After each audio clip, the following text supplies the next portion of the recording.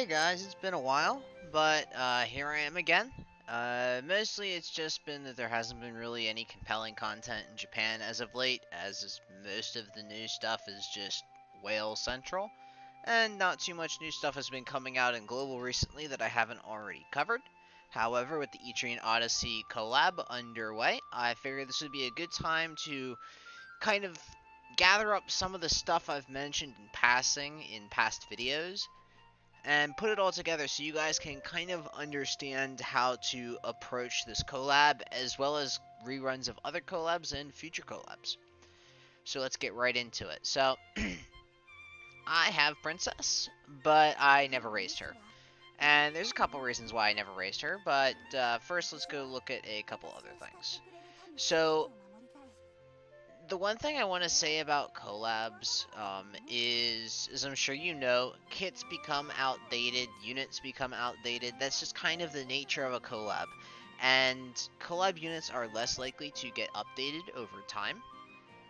But there's a huge difference between the newer collab units and the older collab units. And it has to do with the kits themselves.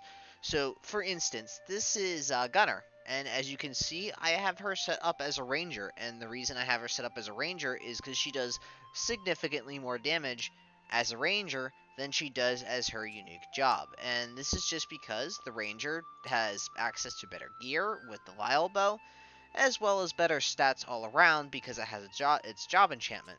Whereas Gunner's unique class has a very outdated kit that just isn't that good anymore. Even with Kaigan level stats, the stats on the actual job itself are abysmal. And quite frankly, it just does not stack up to her as a ranger. And while ranger might be a generic class, um, Gunner still does have a niche of being a shot unit from water, which the only free shot unit from water is Lavina. And every other water shot unit in the game that's like realistic is a collab unit. So as far as Gunner's concerned, I do think she's worth at least gathering the materials for her Kaigan in case you ever need them. I know a couple people who have Kaigan Gunner, and they pretty much say they have never used her, but I think that she's probably one of the better looking units from the collab. So I'm sure a lot of you have been saying, but wait, Mal, Pride is an old Kaigan unit, and you Kaigan him. Well, there's a difference between Pride and some of the other collab units. Like, let's take a look at Bradley. So, one of the things you'll notice about Bradley is on his kit, if I pull that up right now, he's a Thunder unit with Dark and Fire skills. That's just bad. Whereas when I go over to Pride and take a look at his kit, nothing but Dark. So the main difference is in the Japan meta, you basically need to have doubled up elements in order to be a viable unit, with very few exceptions. In almost all cases, you need to have doubled up elements, or simply put, you're just not going to do enough damage to be relevant. Pride has a relatively unique kit among the collab units themselves, which lends to him having his own niche, which is the reason why I Kaiganed him in the first place. Because Pride's kit is so unique, even among the Taga units, that's why I Kaiganed him. Whereas other collab units like Laharl, I mean, Laharl has an interesting AoE or two, but at the end of the day, half of Laharl's kit is Dark Skills. And he can't utilize the kit the way he wants, and even with Kaigan, Laharl still is going to feel a little lackluster compared to powerhouse units like Black Killer Masa, because at the end of the day, Laharl is really just a charge up snowball unit, and we have a lot of snowball units. Black Masa is a snowball unit, and she has a charge up, and guess what? She's significantly better than Laharl. Meanwhile, Pride has a completely unique kit. He has the ability to pull enemies towards him. He has very high magic defense as well as an AoE stop. Quite simply put, he's just a more unique unit with a kit that works, and thus why Kaiganing him is arguably worth it. I'm not going to sit here and argue and say Pride is the best unit ever. What I'm saying is, unlike a unit like Laharl, Pride is okay to Kaigan just because he has the doubled up elements and a unique kit that can prove itself useful, whereas someone like Lahar with a more generic kit is just left with what's essentially an outdated kit on a Kaigan stat unit. Um, like if you take a look at Black Killer Masamune, she's just significantly better in every aspect. Why would you ever use Lahar?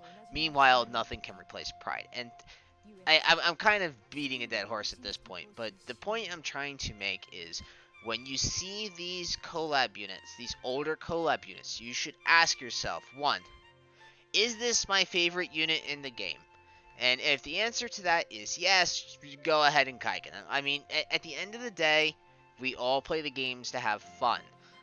If there's a unit that you really, really like, you should Kaigan them. Like, for instance, as you probably noticed, Sharon is a unit that I really, really like, which is why I went out of my way to Thunder Shard her the entire way to 85 before she even had a hard quest.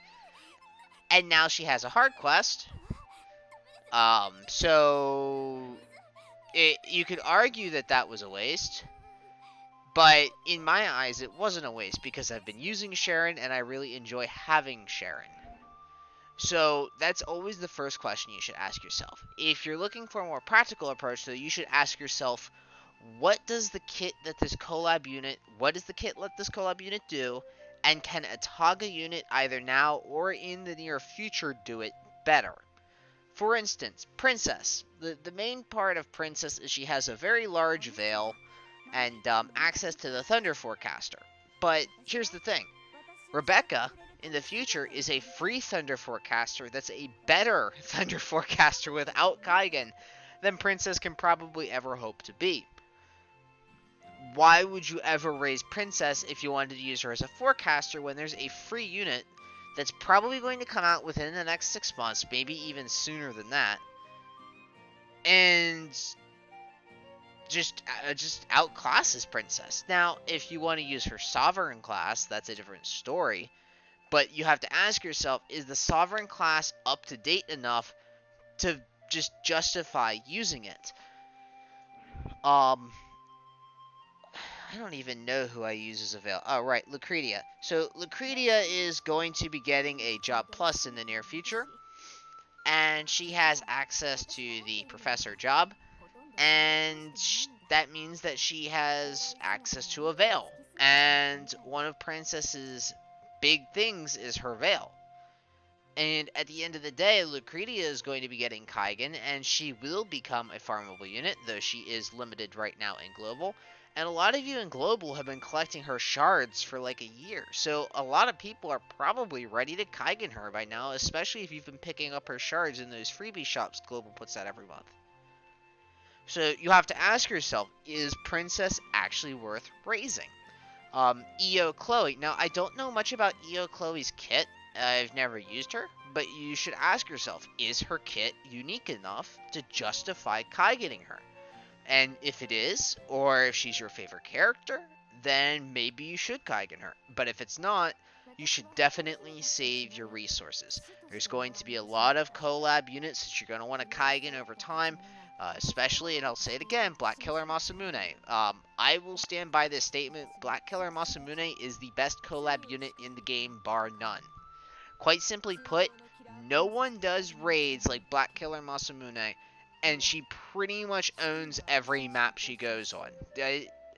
I wouldn't necessarily say she's quite as dominant as Roxy when Roxy came out, but what I will say is that Black Killer Masamune was probably the most game-changing unit we've gotten in a long time.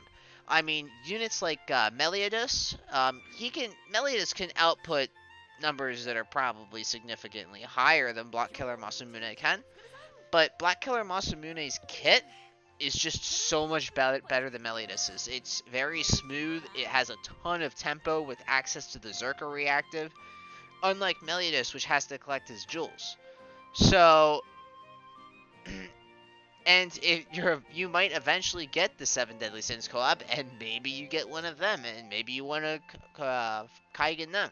So you should really be asking yourself the question of, should I Kaigan them? Is there something I want to Kaigan in the future? Because resources are limited. Now there is one thing I will say is that among this collab, I have to go up and look up her kit again, but my understanding is Etrian Odyssey Shenmei has a rather unique kit about her. That being said, there are a lot of water supports in the game, so you have to ask yourself, if let's say that I got EO Shenmei, is her kit unique enough to justify the Kaigan? And if it is, maybe Kaigan her. If it isn't, don't Kaigan her. And I've said the same thing again and again and again, but I'm just really trying to drive the point home because if you aren't careful, you're going to end up on your ass without anything to Kaigan the units that you actually want to Kaigan. So that's pretty much all I have to say on the Etrian Odyssey Kaigan. If you've made it this far in the video and you hate owlbears just as much as I do, although I've heard that Global hasn't had too bad of a time with them, if you are having a rough time with them, you can poison the owlbears, and the owlbears will slowly die over time because the poison will hit them in the air. Well, rather when they come back down, but there is that. I used Jin personally and his weapon ability to inflict poison on them when I was doing my things. But that's pretty much all I have to say on the subject. Pretty much at the end of the day, all the Etrian Odyssey units are skippable. None of them, haven't raised any of them, and even like Gunner, who I never actually went and Kaiganed, um, I've never actually really used any of them in any maps other than just for the lulz of it. So just keep that in mind. They're nice units to have, but they're not necessarily going to be game-changing or meta-defining units. Maybe Princess will probably be pretty strong at first, but she is going to fall off. Pretty much no one in the Japan section is going to recommend heavily investing in any of these units, as they are pretty much all going to be power crept probably within the next 6 months in global, and it's not like they're Roxy level where even if they were power crept, you got like half a year out of them where they were just the top unit all around, and then they slowly tapered off, although Roxy clearly hasn't hit that point yet, and she may never hit that point for all we know. Um, Anyways, I'm going to stop rambling for now. Thanks for watching as always, guys, and hope to see you next time.